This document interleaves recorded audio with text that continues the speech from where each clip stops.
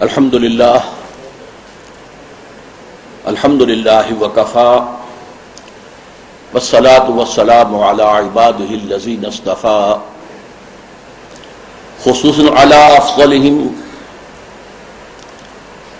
محمد صلی اللہ علیہ وسلم. اما بعد فقد قال اللہ تبارک وتعالی کما ورد فی سورۃ النساء اعوذ باللہ من الشیطان الرجیم بسم اللہ الرحمن الرحیم ان الذین یکفرون باللہ ورسلہ ویریدون ان یفرقوا بین اللہ ورسلہ ویقولون نؤمن ببعض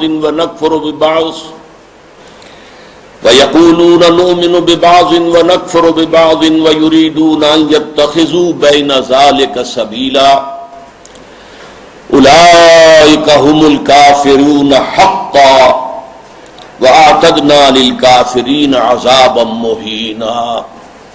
صدق اللہ العظیم. وقال النبی صلی اللہ علیہ وسلم بدأ الاسلام غریبا وسيعود كما بدأ فطوبى للغرباء. رواہ احمد والترمذی وابن ماجہ والدارمی رحمہم اللہ. رب اشرح لي صدری ویسر لي امری واحلل عقدۃ من لسانی یفقہوا قولی. اللہم ربنا الہمنا رشدنا واعذنا من شرور انفسنا. اللہم ارنا الحق حقا وارزقنا اتباعہ وارنا الباطل باطلا وارزقنا اجتنابہ. آمین یا رب العالمین. معزز حاضرین اور محترم خواتین، السلام علیکم ورحمۃ اللہ وبرکاتہ. احادیث نبویہ میں علی صاحب الصلاۃ والسلام جس معین شخصیت کا ذکر ہے دجال اکبر کے عنوان سے، ابھی اس کا ظہور تو نہیں ہوا، اگرچہ شاید اب زیادہ دور بھی نہیں ہے، لیکن جیسے کہ انگریزی میں کہتے ہیں coming events cast their shadows before. جو آنے والے واقعات ہوتے ہیں مستقبل میں، ان کے سائے پہلے سے پڑنے شروع ہو جاتے ہیں. تو وہ دجال اکبر کب ظاہر ہوگا، کس شکل میں آئے گا، کہاں سے آئے گا، اس وقت اس سے بحث نہیں ہے. لیکن دجالیت، فتنہ دجال، وہ کئی صدیوں سے نہ صرف یہ کہ شروع ہو چکا ہے، بلکہ رفتہ رفتہ تدریجاً اس کے سائے گہرے سے گہرے تر ہوتے چلے جا رہے ہیں. اور یہ فتنہ اب میرے نزدیک اپنے آخری مرحلے میں داخل ہو گیا ہے. جیسا کہ سب کو معلوم ہے، کفر کی بھی بہت سی شکلیں ہیں، بہت سی صورتیں ہیں. مثلا حضور کے زمانے میں ایک کفر تھا مشرکین کا، ایک کفر تھا اہل کتاب کا، ایک کفر تھا منافقین کا جو بظاہر مسلمان تھے بباطن کافر تھے. اسی طریقے سے شرک کی ہزاروں قسمیں، ہزاروں صورتیں، اس پر بڑی مفصل میری تقاریر موجود ہیں. حقیقت و اقسام شرک، اور اس موضوع پر ان کیسٹ سے اتار کر اب یہ سلسلہ مضامین میثاق میں شائع ہو رہا ہے. اسی طریقے سے دجالیت کے بھی بہت سے شیڈز ہیں، بہت سے مراحل ہیں. ان میں جو اس کی ایک خاص صورت ہے کہ جو اس کے آخری مرحلے میں سامنے آ رہی ہے، وہ ہے تفریق بین اللہ والرسل. اللہ اور اس کے رسولوں کے درمیان تفریق کرنا. اللہ کو مانیں گے لیکن رسول کو نہیں مانیں گے، یا مانیں گے تو اطاعت نہیں کریں گے، اتباع نہیں کریں گے، پیروی نہیں کریں گے. اس کے حوالے سے میں نے آج دو آیتیں تو آپ کو سنائی ہیں سورہ نساء کی، آیت نمبر 150، آیت نمبر 151. ان کا ترجمہ یہ ہے، ان الذین یکفرون باللہ ورسلہ، یقیناً وہ لوگ جو اللہ اور اس کے رسول کا کفر کرتے ہیں، وَيُرِيدُونَ أَن يُفَرِّقُوا بَيْنَ اللَّهِ وَرُسُلِهِ، اور چاہتے ہیں کہ اللہ اور اس کے رسولوں کے درمیان تفریق پیدا کر دیں، جدائی کر دیں۔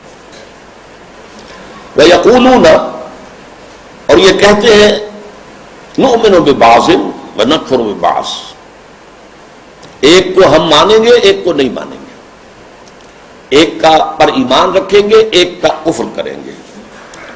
وَيُرِيدُونَ أَن يَتَّخِذُوا بَيْنَ ذَلِكَ سَبِيلًا، وہ چاہتے یہ ہیں کہ اس کے بین ایک راستہ اختیار کریں۔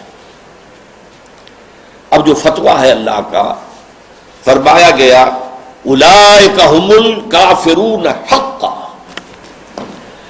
یہ لوگ کٹر کافر ہیں، چاہے ایمان باللہ کا دعویٰ کریں، چاہے اللہ کی کتاب پر ایمان کا دعویٰ کریں، لیکن اگر رسول کا انکار ہو، رسول کی اطاعت کا انکار ہو، رسول کے اتباع کا انکار ہو تو یہ کفر ہے۔ اولئک هم الکافرون حقا، جس میں کسی شک و شبہ کی گنجائش نہیں۔ وَأَعْتَدْنَا لِلْكَافِرِينَ عَذَابًا مُهِينًا، اور ایسے کافروں کے لیے ہم نے بہت عبرتناک، اہانت آمیز، ذلت، ذلیل کن، رسوا کن عذاب تیار کر رکھا ہے۔ اس آیت کے بارے میں عام طور پر لوگوں کی جو رائے ہے وہ تفریق بین الرسل والانبیاء، اس کی طرف ذہن جاتا ہے، یعنی رسولوں میں سے بعض کو ماننا بعض کو نہ ماننا، یہ بھی کفر ہے، اور یہ قرآن مجید کے مستقل مضامین میں سے ہے۔ رسولوں کو بھی سب کو ماننا، اور ہمارا ایمان یہ ہے کہ جن رسولوں کا ذکر قرآن میں، نبیوں کا ذکر ہو گیا، ان کو تو ماننا ہے ہی، ان میں سے تو کسی ایک کا انکار سب کا انکار ہو جائے گا۔ اس کے علاوہ بھی ہمیں معلوم ہے کہ دنیا میں اور بہت سے نبی اور رسول آئے ہیں جن کا ذکر قرآن میں نہیں ہے۔ رسولا قد قصصناہم علیک من قبل ورسلا لم نقصصہم علیک، اے نبی ہم نے بہت سے رسول ایسے بھی ہیں جن کا ذکر آپ کے سامنے کیا ہے پہلے، اور ایسے بھی بہت سے جن کا ذکر نہیں کیا، لیکن اجمالاً ہم ان سب پر ایمان رکھتے ہیں، یہ ہمارا عقیدہ ہے۔ تعین کے ساتھ انہی کو مانیں گے جن کا ذکر قرآن میں ہوا۔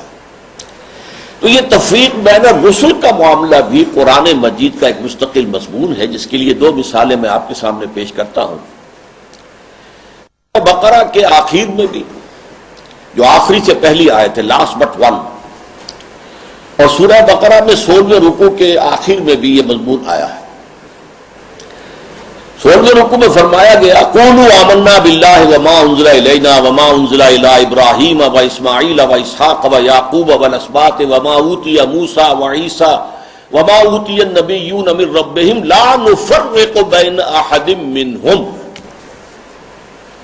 اے مسلمانوں کہو ہم ایمان لاتے ہیں اللہ پر بھی اور اس پر بھی جو ہم پر نازل کیا گیا، اس پر بھی جو ہم سے پہلے نازل کیا گیا، ابراہیم پر، اسماعیل پر، اسحاق پر، یعقوب پر، ان کی اولاد پر، موسیٰ پر، عیسیٰ پر، اور تمام نبیوں کو جو کچھ دیا گیا ہم اس سب پر ایمان رکھتے ہیں، اور لا نفرق بین احد منہم، ان میں سے کسی کے درمیان تفریق نہیں کرتے، تمام نبیوں کو مانتے ہیں۔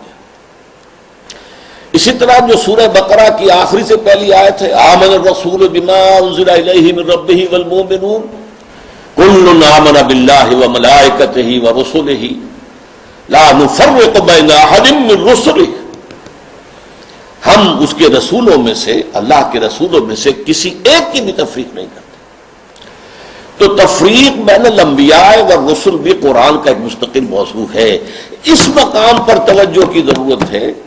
یہاں اصلاً جو بات سامنے آ رہی ہے وہ یہ ہے تفریق بین اللہ والرسل، اللہ اور رسولوں کے درمیان تفریق کر دینا، اللہ کو ماننے کا دعویٰ کرنا لیکن رسولوں کو ماننے سے انکار کر دینا، یا ماننا تو اس کے اتباع اس کی اطاعت سے انکار کر دینا۔